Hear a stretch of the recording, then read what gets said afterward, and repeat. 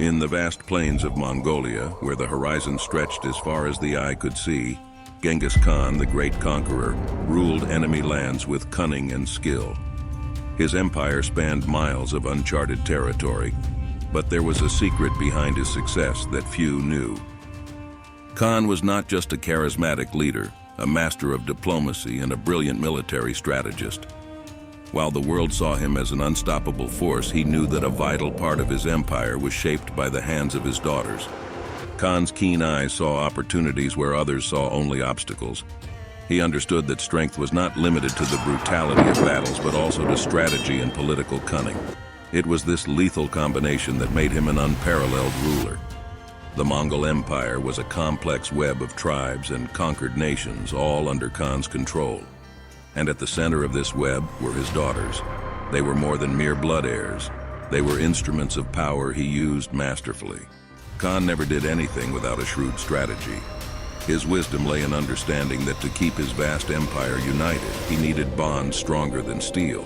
For instance, marrying his daughters to kings of other nations, provided they never refused to engage in battles against the enemies of their kingdom. In the eyes of all, these marriages were demonstrations of friendship and alliance, but behind the scenes, they were carefully calculated schemes. Khan used his daughters to consolidate power, ensuring that each marriage was a piece of a larger political puzzle. Thus, he not only extended his influence over allied realms, but also laid the groundwork for future conquests. As his daughters left their homeland to marry distant kings, they carried with them the destiny of entire nations, with the ability to shape events far beyond what they could foresee. His daughters were the crown jewels of his reign, and he knew how to use them on his geopolitical chessboard. But that wasn't all. Khan had a deeper plan in mind. After the marriages, the sons-in-law were summoned for military service in the Mongol Wars, where they would face fierce battles on the front lines.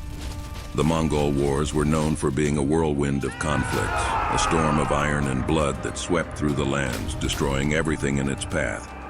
The combat skills of the enemy Mongol warriors were legendary, and Khan knew this.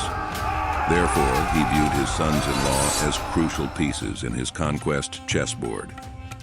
As a natural leader, he saw through the souls and personalities of his sons-in-law. He always chose men who, although they were kings in their own lands, revealed their true nature as oppressors and tyrants. These men mistreated their own people, often acting cruel and relentless, practicing injustices and ruling their entire kingdom with an iron fist. The great Khan saw in them an opportunity to deliver justice while weakening his enemies. He believed that by forcing his sons-in-law to confront the harshness of the Mongol Wars, they would experience suffering firsthand and be left to fate. It was a form of retribution, a way to punish those who abused their power. Therefore, now in the midst of the chaos of battle, they experienced the brutality of war and the suffering they had inflicted on others. Their cruel actions, once directed towards their own people, now turned against them like an unrelenting destiny.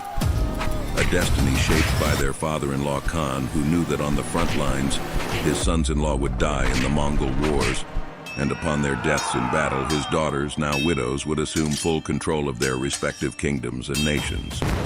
These widows were not helpless women. On the contrary, they were trained in the art of war and politics just like their father, thus prepared from an early age to rule with strength and justice. Khan believed that through this method he would create fair leaders and fierce defenders of their people, women who could maintain order and stability in the conquered lands, often at a high price but necessary for the well-being of an entire people. They ruled with a certain firmness, ensuring that laws and order were upheld while also allowing a degree of autonomy for the conquered peoples. This not only ensured the unity of their lands, but also promoted a sense of cohesion under the Mongol banner. Furthermore, Khan's daughters were known for their compassion and justice. They established impartial courts and made decisions that benefited the common citizens, earning the respect and loyalty of their people. This ability to govern with empathy, combined with their political acumen, was a powerful combination praised by all. Therefore, Khan's secret legacy lies in the history of these extraordinary women who shaped and solidified the empire he built. While some celebrated the victories of the great Khan, few realized the pivotal role his daughters played behind every conquest. Thus, the Mongol Empire continued to expand and flourish, and the world was forced to acknowledge the lasting influence of these remarkable women. Their names may have been forgotten by the history books, but their legacy will endure as an eternal testament to the power of women in the construction and maintenance of great empires and nations.